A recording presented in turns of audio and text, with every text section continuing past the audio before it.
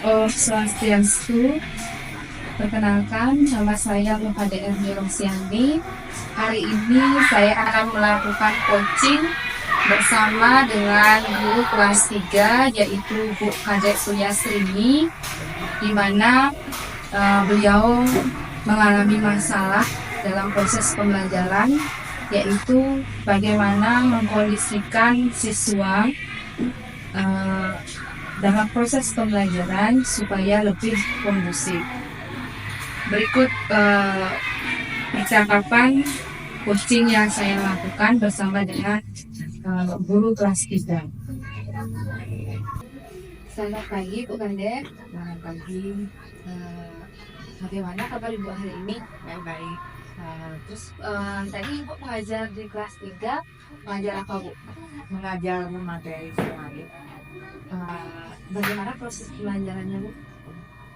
Cukup baik, sudah berjalan lancar. Namun ada beberapa hal yang masih terkendala. Misalnya muridnya masih belum kondusif, maksudnya belum bisa fokus terhadap materi yang saya lihatkan. Ya, mungkin hari ini kita sharing itu ya Bu, masalah apa namanya, bagaimana kita mengkondisikan peserta didik di dalam kelas. Nah, seperti tadi yang Ibu alami di kelas, peserta didik itu kurang fokus, kira-kira yang menyebabkan itu apa gitu ya? Satu, mungkin karena saya belum memahami kebutuhan masing-masing murid, karena kebutuhan mereka yang berbeda-beda. Kedua, karena aturan di kelas itu kurang belum jelas, sehingga anak-anak itu masih bingung kadang-kadang. Tapi kan kita sebagai guru tidak boleh juga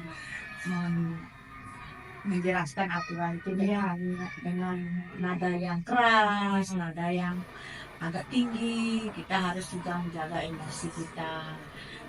Yang ketiga, mungkin karena kebiasaan anak-anak di rumah, mungkin ada hubungannya dengan orang tua yang sudah biasa seperti itu menghadapi orang bicara, mereka belum bisa untuk diam. Nah, itu dah yang kita alami di kelas ya, sudah tidak bisa memungkiri itu. Nah, melihat kondisi yang seperti itu, kira-kira bagaimana cara Ibu untuk kedepannya mengatasi murid yang masih belum mampu untuk belajar dengan baik, kemudian mematuhi aturan itu, kira-kira apa yang bisa Ibu lakukan ke depannya?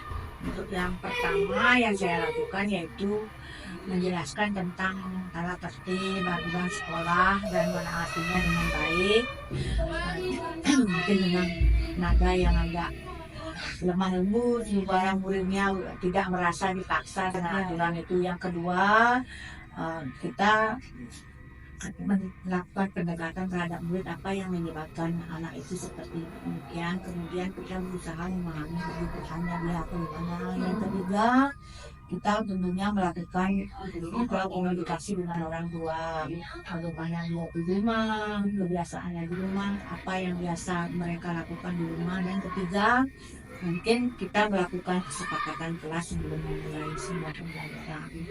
Yang kelima, kita akan melaksanakan pembelajaran itu sesuai dengan kebutuhan murid. Bagus Bu ya, cara-cara Ibu itu mungkin memang efektif untuk diterapkan. Nah, mungkin kita juga bisa seperti ini Bu, apa namanya, kita udah buat kesepakatan kelas kan, mungkin itu bisa kita pajang di papan atau di kelas. Ibu sudah memajangnya Bu? Sudah. Oh ya, mungkin kita pertegas kembali kepada siswa terkait dengan kesepakatan ya, apa yang menjadi kesepakatan kelas kita bersama-sama ya. Terus kiranya untuk depannya proses pembelajaran yang akan Ibu laksanakan supaya kesepakatan kelas itu tetap dipatuhi oleh peserta didik itu, kira-kira bagaimana Ibu?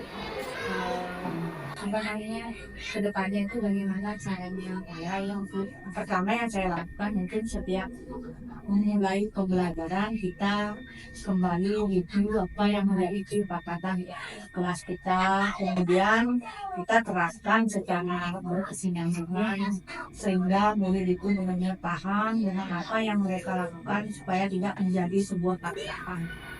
Itu yang akan saya lakukan. Ya mungkin itu alternatif yang bisa kita lakukan untuk membentuk atau membuat suasana kelas menjadi lebih kondusif ya. Mungkin ada yang ingin kita diskusikan lagi Bu? Itu bagi saya sekian. Ya. Mungkin sharing hari ini itu saja dulu ya. Ya. Kita bisa diskusi yang ini. Terima kasih Bu ya.